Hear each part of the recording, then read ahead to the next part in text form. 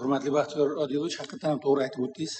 Tarbiya va ta'lim masalasi bu faqat bitta vazirlik chegarasida ko'rilishi kerak bo'lgan ish emas. Bu millat kelajagi, milliy masala. Aynan shu sababli mani hozir aytmoqchi bo'lgan gaplarim bu savol sifatida emas, bir e'tibor qaratishingiz kerak bo'lgan bir masala sifatida qabul qilsangiz to'g'riroq bo'ladi.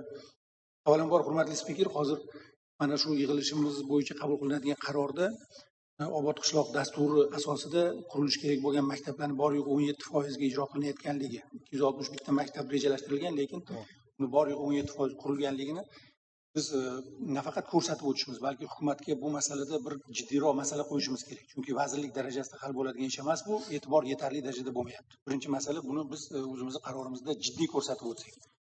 Va ikkinchi masala, Baxtiyor Odilovich, men har siz bilan uchrashganimda bir narsani takror aytaman. Har doim mana maktablarda Usmonjon mana juda birgalikda ishtirok etganmiz. Bu narsalarni ko'tarishda tarbiya fanida joriy qilinishi juda katta maqsadlar bilan joriy qilinganda bu fan. Lekin Baxtiyor Odilovich, hozir biz bu narsaga yana bir sal qandaydir e'tiborsiz bo'layotgandek bo'lyapmiz. Tarbiya darsini to'g'ri kelgan o'qituvchi o'tib ketish kerak emas. Tarbiya uchun maxsus pedagoglarni tayyorlash kerak. Abdug'ofur aka ham ishtirok etyaptilar. Pedagogika institutlarida tarbiya fani uchun maxsus pedagog tayyorlanishi kerak. Uni adabiyot o'qituvchisi yoki boshqa o'qituvchi o'ta olmaydi. Lekin men hozir mendagi ma'lumotlarga qaraganda pedagogika institutlarida bunaqa pedagoglarni tayyorlash yo'lga qo'yilmagan hali. Va uni tasodifiy o'qituvchilar o'tyapti.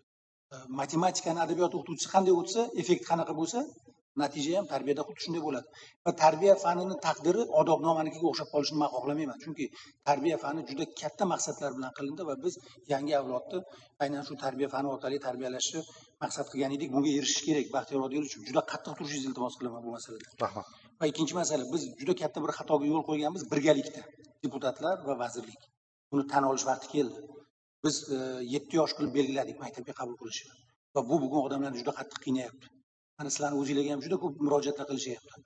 Bog'chada jarayon tugaydi, lekin maktabga qabul qilishga hali jarayon boshlanmagan. O'rtada 6 oy, 1 yil, 9 oygacha juda ko'p bolalar na maktabga kira olyapti, bog'chada majburan qolyapti endi, to'g'ri albatta, lekin maktab yoshiga vaqt o'tgandan keyin 6 oy kechikib kiryapti.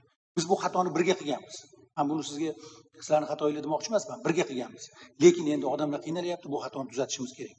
Men taklif qilgan bo'lardim, qonun tashabbuskorligi sizda imkoniyat ko'proq. Agar kiritsangiz, biz albatta bu masala bo'yicha qo'llab-quvvatlaymiz. Va so'ngida qisqagina bir o'zimning fikrim, malaka oshirish bo'yicha juda ko'p xarajat qilinyapti. Men shaxsan o'zimning fikrim, Baxtiyor Odilovich, malaka oshirish bu juda ko'p xarajat qiladigan, lekin samara bermaydigan usul. Saviyasi bo'lmagan, mana hozir o'zingiz aytib o'tdingiz, saviyasi pastroq bo'lgan o'qituvchini uni malakasini oshirishga qancha pul xarajat qilsangiz ham u o'qituvchi bo'lib qolmaydi. Afsus, juda to'g'ri ta'kidlab o'tdingiz, ta'limga e'tibor yetarli darajada qaratilmagan va bu sohaga tasodifiy odamlar juda ko'p kirib qolgan.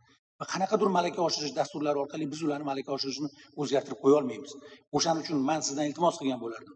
Yangi avlod pedagoglarini tarbiyalash bo'yicha juda prinsipial pozitsiyada tursangizda, maktablarga qisqa davr ichida, 5-6 yil ichida saralangan pedagog qonida bo'lgan va to'g'ri pedagoglarni, yosh, yangi pedagoglarni kirib kelishi siz aytgan o'sha boyagi ta'limdagi tub burilishni olib keladigan bir islohotni boshlab beradi.